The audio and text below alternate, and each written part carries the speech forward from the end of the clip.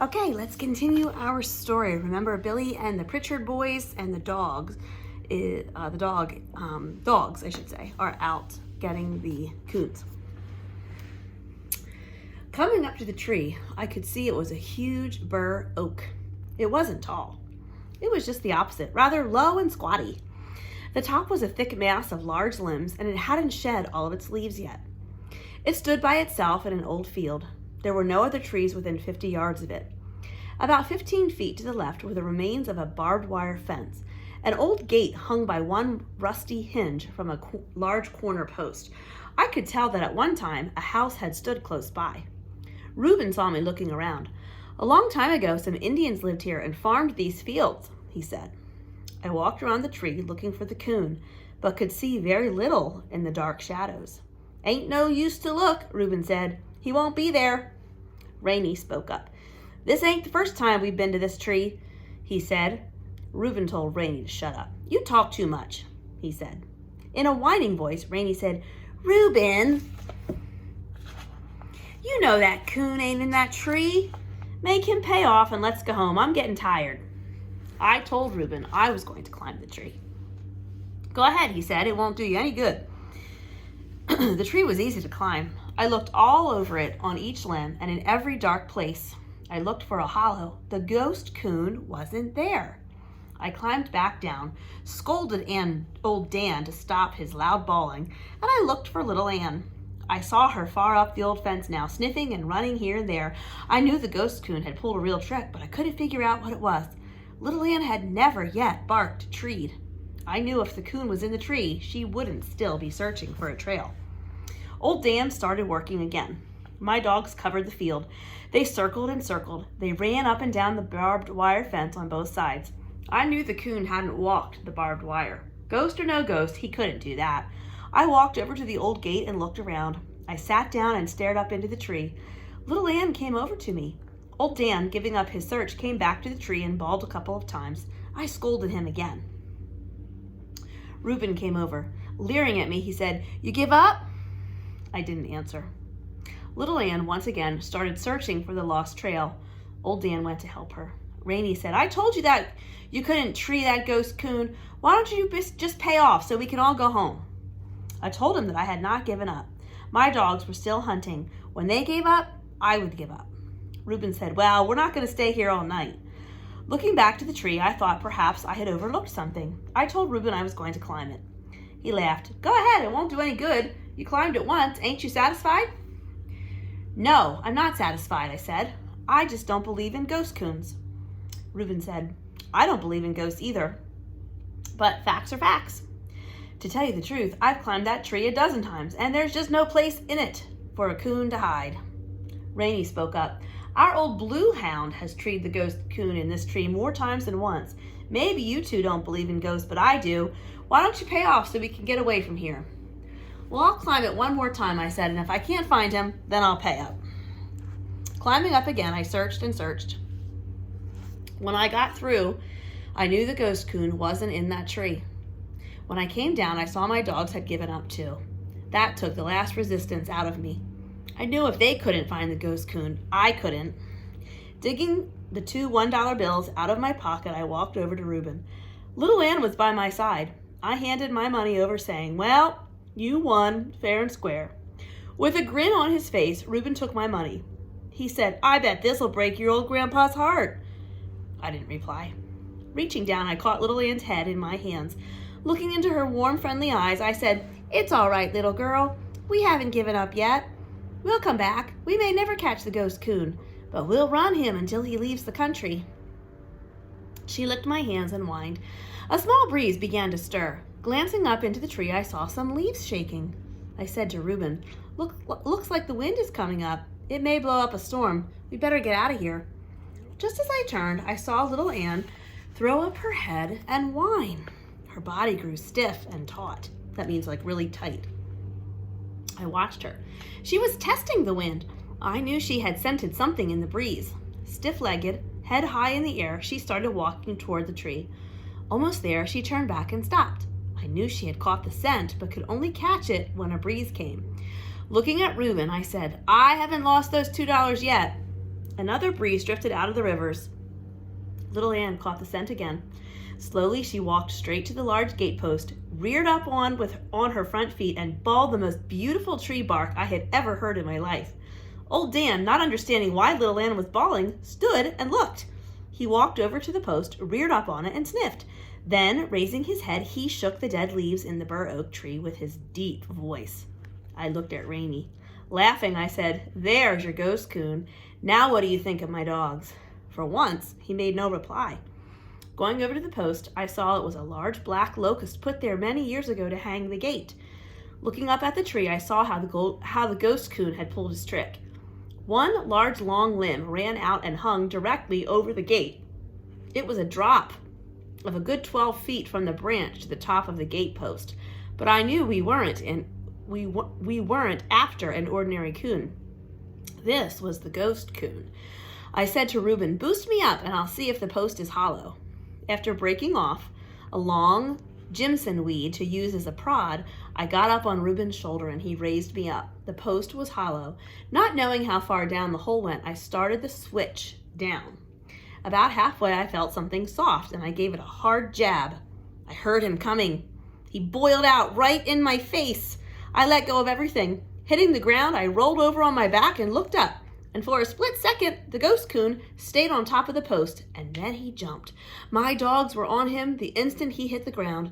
The fight was on. I knew the coon didn't have a chance as he wasn't in the waters of the river. He didn't give up easily, though, even though he was on dry land. He was fighting for his life, and a good account he gave. He fought his way to freedom and made it back to the bur oak tree. He was a good 6 feet up the side when old Dan, leaping high in the air, caught him and pulled him back down.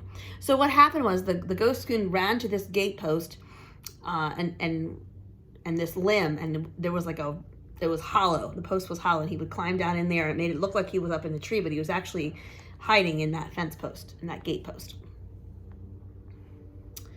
At the foot of the tree, the fight continued. Again, the ghost coon fought his way free. This time, he made it and disappeared into the dark shadows of the tree. Old Dan was furious. Never before had I seen a coon get away from him.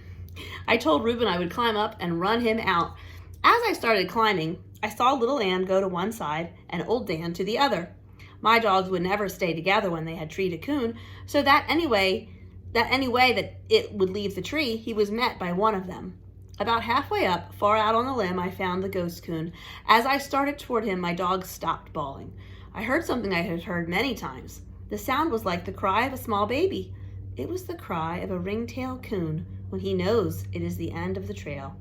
I never liked hearing this cry, but it was all part of the game, the hunter and the hunted. As I sat there on the limb, looking at that old fellow, he cried again.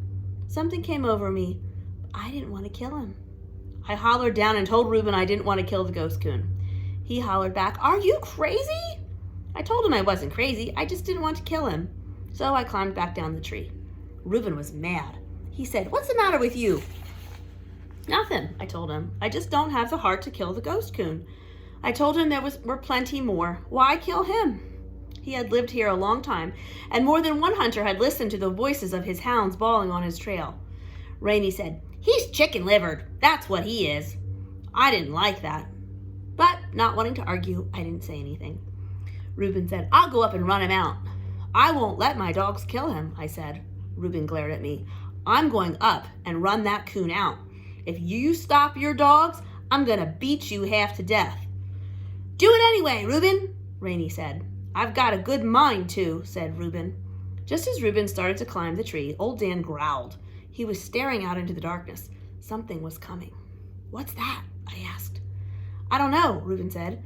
"Don't sound like anything I've ever heard." "It's ghosts," Rainey said. "Let's get away from here." An animal was coming out of the darkness. It was walking slowly in an odd way, as if it were walking sideways. The hair on the back of my neck stood straight out. As the animal came closer, Rainey said, "Why, it's Old Blue." That's the name of the Pritchard dog. "How did he get loose?" It was a blue tick hound. Around his neck was a piece of rope about 3 feet long. One could see that the rope had been gnawed in two. The frayed end had become entangled in a fair-sized dead limb. Dragging the limb was what made the dog look so odd. I felt much better when I found out it was just their dog. The blue tick hound was like the Pritchards, mean and ugly. He was a big dog, tall and heavy. His chest was thick and solid. He came up growling. The hair on his back was standing straight up. He walked stiff-legged around old Dan, showing his teeth. I told Rainey he'd better get a hold of his dog or there was going to be a fight. You better get a hold of your dog, he said. I'm not worried about old Blue. He can take care of himself. I said no more. Don't make no difference now whether you kill the ghost coon or not, Reuben said. Old Blue will take care of him. I knew the killing of the coon was out of my control, but I didn't want to see him die. I said to Reuben, just give back my $2 and I'll go home. I can't keep you from killing him, but I don't have to stay and watch it. Reuben, don't give him the money, Rainey said. He ain't killed the ghost coon. That's right, Reuben said. You ain't, and I wouldn't let you now even if you wanted to. I told them my dogs had treed the ghost coon, and that was the bet, to tree the ghost coon. No, it wasn't, Reuben said. You said you would kill him. It was no such thing. I've done everything I said I would, I said. Reuben walked up in front of me. He said, I ain't going to give you the money. You didn't win it fair. Now what are you going to do about it? I looked into his mean eyes. I started to make some reply, but decided against it. He saw my hesitation and said, you better get your dogs and get out of here before you get whipped.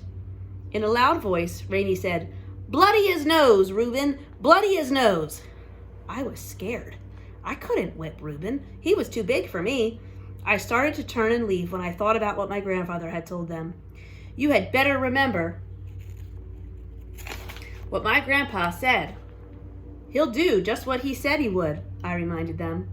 Reuben didn't hit me. He just grabbed me and with his brute strength threw me down on the ground. He had me on my back with my arms outspread. He had a knee on each arm.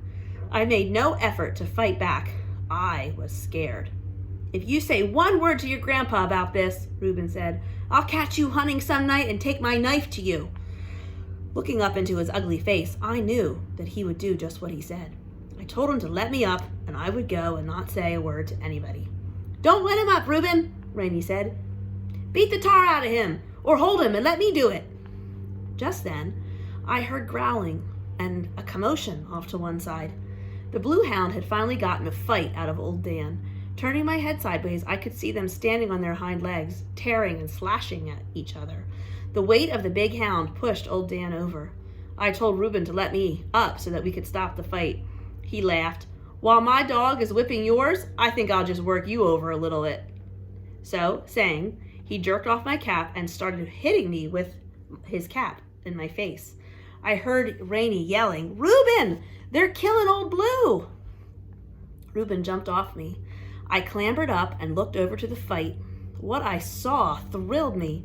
Faithful little Anne, though she was, had gone to the assistance of old Dan. I knew my dogs were very close to each other. Everything they did was done as a combination, but I never expected this. It's a very rare occasion for a dog to fight another dog, but she did. I could see that little Anne's jaws were glued to the throat of that big hound. She would never loosen that deadly hold until the last breath of life was gone from him. Old Dan was tearing and slashing at the soft belly of old Blue, and I knew the destruction that his long, sharp teeth were causing. Again, Rainey yelled, Reuben, they're killing him! They're killing old Blue! Do something quick! Reuben darted over to one side, grabbed my axe from the ground, and said in a loud voice, I'll kill those hounds. At the thought of what he was going to do with the axe, I screamed and ran for my dogs. Reuben was about 10 feet ahead of me, bent over, running, with the axe held out in front of him. I knew I could never get to them in time. I was screaming, no, Reuben, no! I saw the small stick when it whipped up from the ground.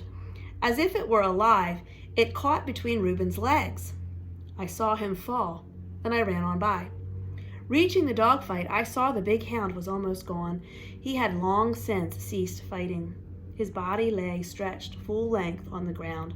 I grabbed old Dan's collar and pulled him back. It was different with little Ann. Pull as I might, she would not let go of Old Blue's throat. Her jaws were locked. I turned Old Dan loose, and getting astraddle of little Ann, I pried her jaws apart with my hands. Old Dan had darted back in. Grabbing his collar again, I pulled them off to one side. The blue hound lay where he was.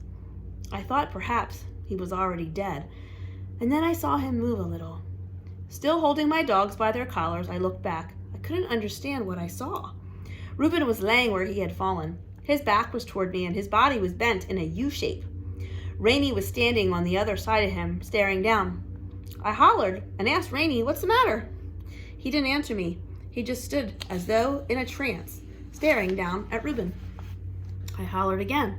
He still didn't answer. I didn't know what to do. I couldn't turn my dogs loose. They would go for the hound again. Again, I hollered at Rainey, asking him to come and help me. He neither moved nor answered. I had to do something. Looking around, my glance fell on the old barbed wire fence. I led my dogs to it. Holding onto their collars with one hand, I worked a rusty barbed wire backwards and forwards against a staple until it broke. Running the end of it under their collars, I tied them up. They made 2 or 3 lunges toward the hound, but the wire held. I walked over and stopped at Rainey's side. I said, "What's the matter?" He didn't say anything. I could see that Rainey was paralyzed with fright. His mouth and eyes were opened wide, and his face was as white as chalk. There's a simile. I laid my hand on his shoulder. At the touch of my hand, he jumped and screamed, and still screaming, he turned and started running, and I watched him until he disappeared in the darkness. Looking down at Reuben, I saw what had happened, and I saw what paralyzed Rainey. When Reuben had tripped, he had fallen on the axe. As it entered his stomach, the sharp blade sunk in. Turning my back to the horrible sight, I closed my eyes. The muscles in my stomach knotted and jerked. A nauseating sickness spread over my body. I couldn't look at him. I heard Reuben whisper. Turning around, I knelt down by his side with my back to the axe. I couldn't understand what he was whispering, so kneeling down closer, I heard and I understood. And in a faint voice he said, "Take it out of me." I hesitated. Again he pleaded, "Please, take the axe out of me." Turning around, I saw his hands were curled around the protruding blade as if he himself had tried to pull it out of his stomach. How I did it, I'll never know, but putting my hands over his and pressing down, I pulled the axe from his wound. When I did that, the blood gushed. I felt the warm heat as it spread over my hands. Again, the sickness came over me. I stumbled to my feet and stepped back a few paces. Seeing a movement from Reuben, I thought he was going to get up. With his hands, he pushed himself halfway up. His eyes were wide open, staring straight at me. Stopping in his effort of getting up, still staring at me, his mouth opened as if he was trying to say something. Words never came. Instead, a large red bubble slowly worked its way out of his mouth and popped. He fell back to the ground. I knew that he was dead. Scared, not knowing what to do, I called for Rainey. I got no answer. I called his name again and again, and I still got no reply. My voice echoed in the darkness of the silent night. A cold chill ran over my body. I suppose it is natural at a time like that for a boy to think of his mom. And I thought of my mother, and oh, I wanted to go home. Going over to my dogs, I glanced to where the blue hound was. He was trying to get up. I was glad he wasn't dead. Picking up my lantern, I thought of my axe. I left it. I didn't care if I never saw it again. Knowing I couldn't turn my dogs loose, I broke off enough of the wire to lead them. As I passed under the branches of the bur oak tree, I looked up into the dark foliage. I could see the bright eyes of the ghost coon. Everything that had happened on this terrible night was because of his very existence. But it wasn't his fault. I also knew he was a silent witness to the horrible scene. Behind me lay the still body of a young boy. On my left, a blue tick hound lay torn and bleeding. Even after all that had happened, I could feel no hatred for the ghost coon, and I was not sorry that I had let him live. That's kind of sad, isn't it? So we're going to stop there for now, and we'll pick up the next time.